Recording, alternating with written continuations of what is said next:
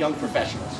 And there's so many things that I'm sure that I can talk about today, but I'm sure there's a lot of things out there that every single person here can teach me.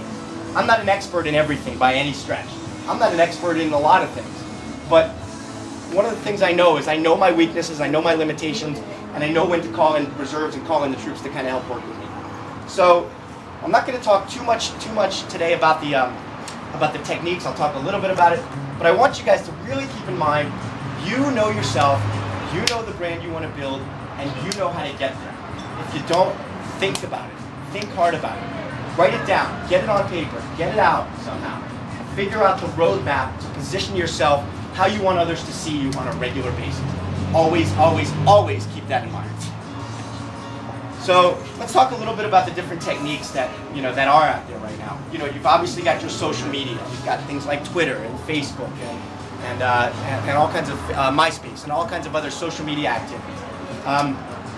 Really decide how you want to present yourself on there. If you follow me on Twitter, you'll get to know that sometimes I talk about PR, sometimes I just crack funny jokes, sometimes I talk about, if you follow me on a Sunday, you're going to hear about Redskins football, as Andre knows. So really, it's something where you really have to kind of maintain your balance. You don't want to go too far one way, you don't want to go too far the other.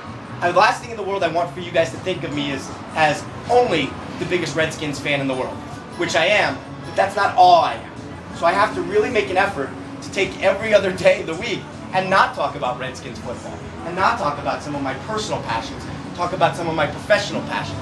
But as long as that passion is coming through, you're going to succeed in achieving your goals. So find your voice. That's the most important thing. Make sure that every tweet that you do, everything you post on Facebook, every social media interaction that you have is something that's helping you get to the goal of where you want to get to and how you want to position yourself with your personal brand. Always keep that in mind. I want to talk about elevator pitches a little bit. It's a little bit of a different type of pitch and a different type of way of positioning yourself. We've all heard the term elevator pitch, right? We're all familiar with that term. 30 seconds, what's your brand positioning statement? Kind of like a mission statement on steroids a little bit. I read an interesting article. First of all, I want you guys to, if you're not following me on Twitter, I'm not saying you have to, but go to my Twitter page and I've listed on my favorites. You know how you can tag favorites? Check them out because I pulled a bunch of cool articles that I've listed. They're right towards the top of my favorites that talk about personal branding. But there was one article I ran across the other day that talked about elevator pitches. And the article, the full content of the article is on my Twitter favorites. You can find it. But the full content of the article, and this makes a lot of sense, think about it. You don't have 30 seconds on an elevator pitch. Everybody tells you 30 seconds is the standard. You don't have 30 seconds. You got about 6 seconds. What that means is, if somebody doesn't like what you say in the first second, the first sentence of that 30 seconds, they're not listening to the extra 24 seconds worth of stuff that you're throwing at them coming after them. Make sense? So what you need to do is really come up with something that positions yourself, and this is something that should become your mantra. It's going to be something that you say to yourself over and over again. You might make it your tagline on Twitter, your subject line, your bio. You really want to try and position yourself within this 6-second tagline. The goal of the 6-second tagline is to have the other person that you're making that pitch to say, really? Tell me more. Really? Tell me more. I want to know more. Okay? That 6 seconds is the hook. That gets you the next 24 seconds. So that's important. So for me personally, what do I say is my tagline? I match eyeballs and ultimately dollars to your business. Okay?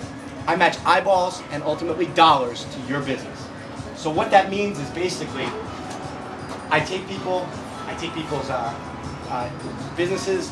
I'm an excellent promoter of what they're doing, but it also, in that simple 8-word sentence or 7-word sentence that I've got, what you've got is the ability now to go back and say, tell me more. How do you accomplish that? How can this person accomplish that for my business? So now I've opened that can of